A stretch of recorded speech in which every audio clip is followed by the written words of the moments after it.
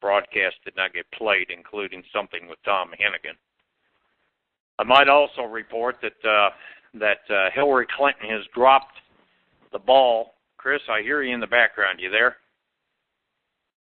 Hillary Clinton has dropped the ball, folks, on the Bush-Clinton crime family. She testified in New York for a federal grand jury involving Attorney General Andrew Cuomo.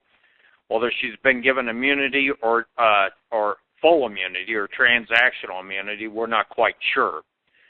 But that she has testified against and is cooperating in an investigation that deals with the theft of the U.S. Treasury and Chinese Solveren funds involving former Federal Reserve Chairman Allan Greenspan, the former Federal Reserve Bank of New York, its former CEO Stephen Freedman, former U.S. Treasury Secretary Henry Paulson, former Department of Homeland Security Secretary Michael Chertoff, former illegal White House occupant George W. BushFRAUD, and none other than the former Clinton administration U.S. Treasury Secretary and former Citibank CEO Robert Rubin. All of these individuals are thrown underneath the bus by Hillary as the current U.S. Secretary of State has received immunity from prosecution. I will repeat, she has received immunity from prosecution. Whether it's a full immunity or transactional, we don't know. But the theft of the U.S. Treasury and Chinese Solveren funds laundered through the Federal Reserve Bank in New York is also linked to the overall burning Madoff Ponzi scheme, which ties in with the Israelis, Hank Paulson, Chertoff being the bagmen of this, and dealing with Israel Bank Lima and the German bank Deutsche Bank, and none other than the Central Bank of Turkey. Ties in the Turkish-American Council that Sybil Edmonds had indicated. Others had indicated that were involved in the attack on America on 9/11. It's the Gary Best crowd, the Iran-Contra players that were involved in the Oklahoma City bombing, etc. How far she went in her testimony, nobody's quite sure. There are some that know, but they aren't leaking it at the current time because Hillary doesn't want to spend the rest of her life behind bars. Chris, are you still there? Yeah, I'm here. Okay. And we might also add that, of course, the spying on the American people, on the pre-9/11 spying, that is before the attack on America, that Bush was doing to his enemies immediately, begins spying on everybody. First day he walks into office and ordering the spying on everybody. We need to deal with this stuff if we have time. We need to ride this Congress. We need to ride the Senate. We need to ride the Justice Department. And when I say ride them, everybody needs to make phone calls demanding the prosecution of George Bush, demanding the prosecution of Richard Cheney for war crimes, demanding the prosecution of the bank thieves, the ones that have stolen all this money that no one wants to prosecute. And we need to start putting the heat down on them now and let them know that if they're not prosecuted and they don't do their job, that as things transgress, should we say, and unfold, that there's going to be repercussions. You have any comments, Chris? Yep, I think that there's so much crime and so much activity, people are going to have to direct their attention to what what their issues are, which are all of them. So I mean, when you contact these people, be specific. Let them know you're fed up with all of this, and these are serious issues.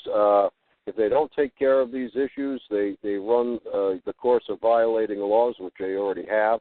I'm wondering, Stu, if you could get into a little bit about those arrests in Deal, New Jersey, involving some people from the Mossad and organized crime.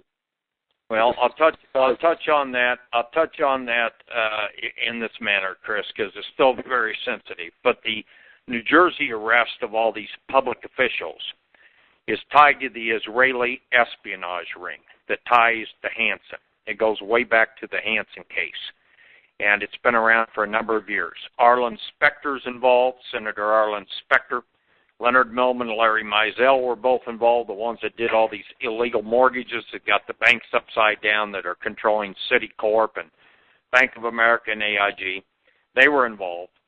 The Bushes themselves indirectly involved with their partners, the ones that were, it's a big Israeli nest, ladies and gentlemen, and it's 911. It's the people that were behind 911 in the attack on America. And it's a Central Intelligence Agency. It's various members of the NSA, various people within the U.S. Marshal Service and others that have been involved in exposing this stuff and have done what they could and made criminal referrals to various ones in the Justice Department, couldn't get much done, took things to United States attorneys that are the ones now fired, the 10 of them that were fired, and 2 of them that were killed down in Dallas, Texas. So we got 12 missing U.S. attorneys, should we say, that were in the middle of all this, and they had been doing it over the past 5 to 7 years, investigating, bringing indictments. Those indictments were sealed. They wouldn't allow those indictments to be unsealed, and this ties to these people.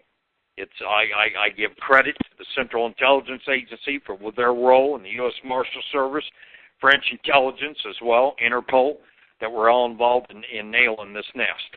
This is a lot of the people that knew about, were involved one way or another, maybe made a couple phone calls, maybe placed some money in an account for somebody, maybe did this, maybe did that. These were different ones that were involved in 911 and were involved in other espionage, Israeli espionage against the United States of America and the people of America, the American people themselves.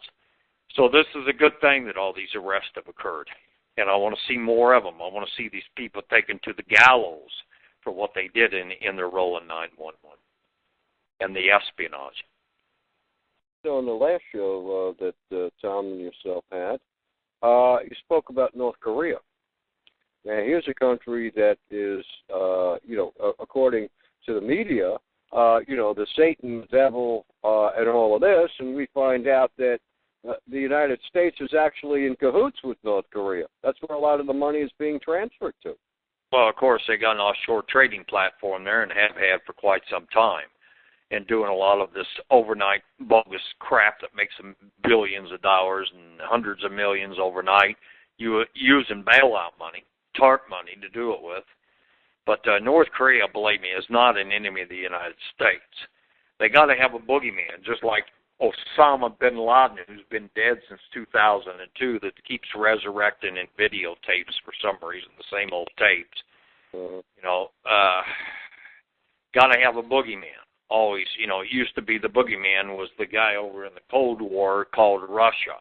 And then it was the Chinese, those slanty-eyed people, as they used to refer to, the boogeyman.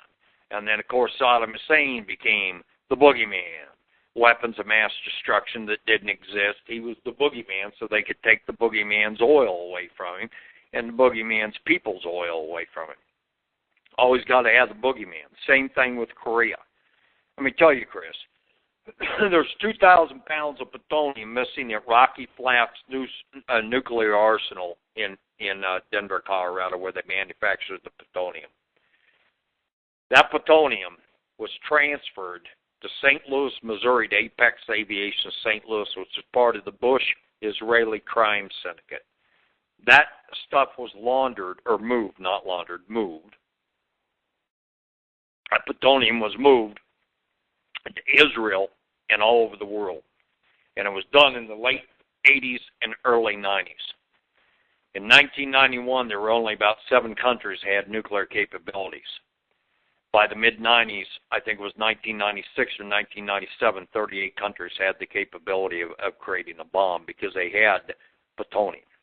That 2,000 pounds of plutonium went to St. Louis, Missouri, Apex Aviation, and I have the proof and evidence and timelines when that stuff was shipped, what airplanes it went out at Apex Aviation in St.